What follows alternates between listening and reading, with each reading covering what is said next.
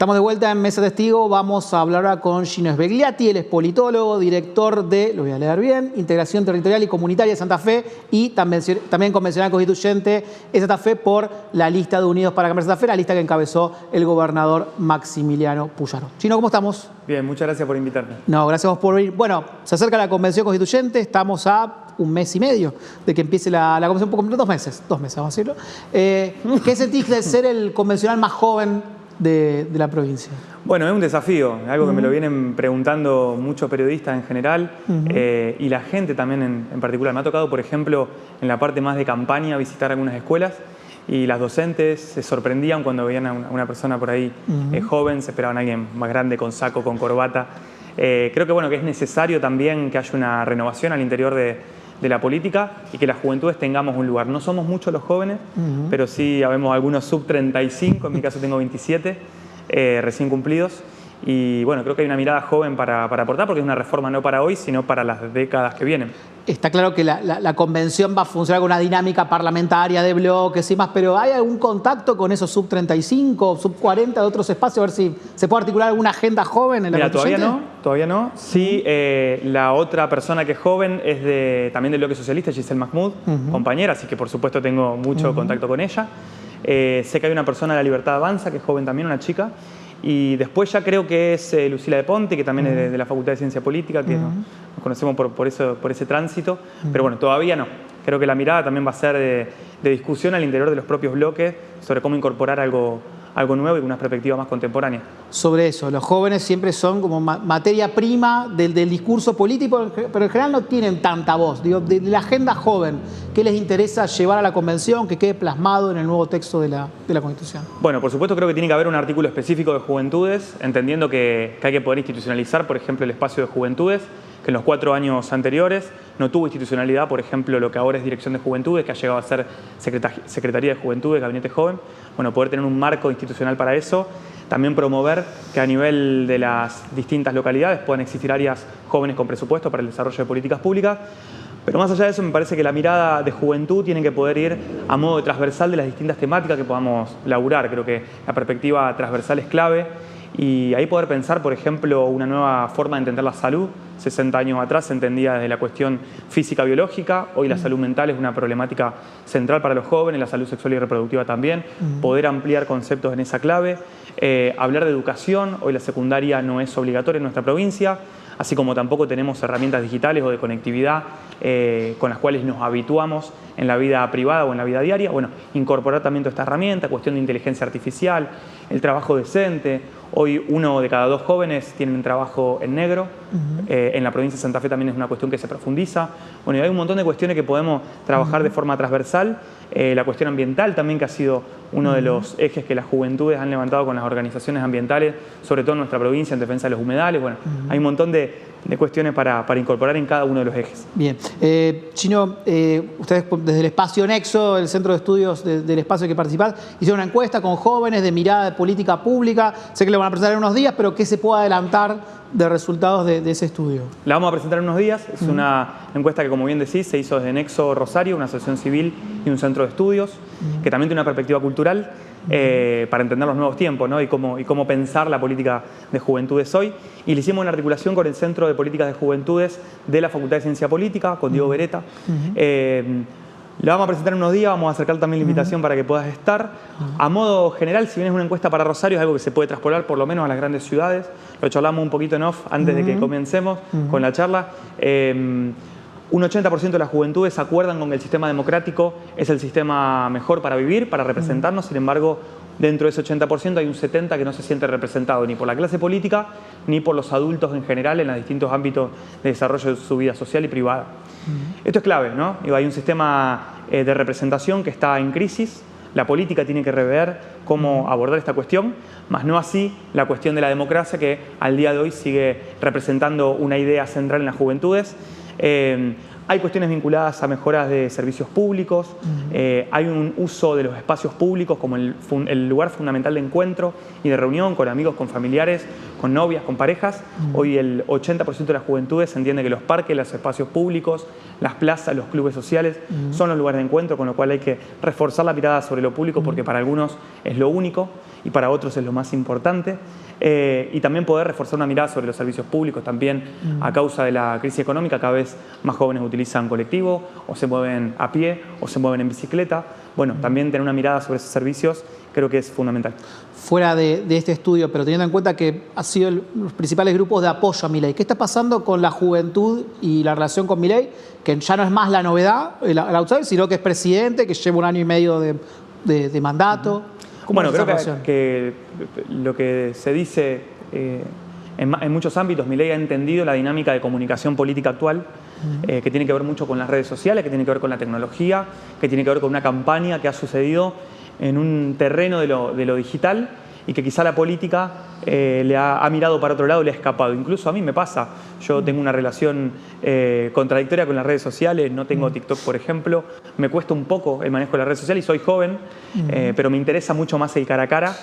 Creo que eso tiende a ser novedad, tendió a ser novedad en un momento determinado. Pudo canalizar el odio, pudo canalizar la crisis de representación, pudo canalizar esos sentimientos que de alguna forma u otra son negativos de nuestra población y que tienen que ver con la responsabilidad de la clase política, y lo ha canalizado y lo ha derivado en una política que, entiendo yo, es destructiva para el Estado, es destructiva para la política pública y para el sentido de igualdad que tiene que tener nuestro Estado y nuestra sociedad. Y en esa clave creo que la política tiene que volver a revitalizar ese cara a cara, volver a repensar en cómo generar un contacto con la gente sin escaparle a las redes sociales, a lo digital, que también es un terreno que la comunicación hoy nos hace meternos y estar en continua información. Aparte, linkeando con lo que decías antes del resultado del estudio, hay un 80% de los jóvenes que siguen creyendo que la democracia es el mejor sistema y hay un 70% que no se siente representado. Hay una oportunidad todavía de la política para reconstruir esa relación de representación con la juventud, pero con la sociedad en general, a partir de resultados, de canalizar la voz. Sin duda, cuando vemos las movilizaciones, por ejemplo, el 24 de marzo, para poner un ejemplo claro, son movilizaciones que año a año son más multitudinarias, cada vez más transversales e intergeneracionales, porque los que son padres vienen con sus niños, con sus hijos, con sus nietos, se habla de la cuestión de la memoria, de la cuestión del sentido. Creo que hemos podido construir un piso de coincidencias que es importante no romper, ¿no? En esto de que el motor, incluso ahora de la reforma que vamos a tener, sea un motor donde el principio sea la no regresividad en materia de derecho, ¿no? Pensar cómo ampliar derechos tiene que ser el desafío de la política hoy y no cómo ir en contra de eso. Cuando se ha tocado el presupuesto universitario, por ejemplo, a nivel nacional, la gente ha salido a la calle, hemos tenido quizás una de las movilizaciones, no solo en Buenos Aires, en Rosario, en Santa Fe, de las más grandes de nuestra historia contemporánea, con lo cual yo creo que lo público sigue estando presente y creo que el desafío de la política hoy es cómo repensar esas instituciones, cómo repensar la normativa, cómo repensar las políticas para que efectivamente podamos dar respuestas concretas a las necesidades de la gente. Vinculado con esto, pensando que vamos a hacer la constituyente, ¿cuál va a ser el rol del socialismo, teniendo en cuenta que es un clima de época quizás hostil, o por lo menos donde los vientos ideológicos soplan en otra dirección, ¿no? Bueno, el socialismo ha tenido un rol central a la hora de la sanción de la ley de necesidad de la reforma. Creo que eso ha sido fundamental. En muchos de los aspectos se han construido cuál es el horizonte de sentido de cada uno de esos artículos. Eso no es menor. Creo que tenemos una representatividad, legisladores que han votado una ley de necesidad que tiene una profundidad progresista en el sentido de lo que se busca expresar. Creo que el rol del socialismo va a ser el rol que suele tener siempre, el rol de la institucionalidad, el rol de dotar de contenido aquello que para la afuera se dice con palabras, el rol de poder dotar de concepto acorde a la mirada actual, pero teniendo en cuenta cuál es la doctrina de las necesidades, de la igualdad, de la búsqueda de igualdad que hoy nosotros necesitamos para nuestra sociedad, que es una lucha que venimos llevando hace años. Y en esa clave creo que la racionalidad política al interior de la Convención va a ser un elemento central que el socialismo pueda llevar, porque nosotros estamos ante la posibilidad de tener una reforma que sea una reforma de promesa. Están quienes van a hacer videos de TikTok y de Instagram que irán a debatir al recinto sobre cuestiones que ni siquiera tengan un correlato en la realidad, y estaremos quienes iremos con un relato racional y a su vez en busca de la ampliación de derechos y garantías, en pos de una reforma del pacto social, una reforma del contrato social, de una reforma que tenga a la gente como garante de esos derechos y en algún sentido poder contar con una reforma que el día de mañana el Estado pueda orientar sus cañones para resolver los problemas del día a día.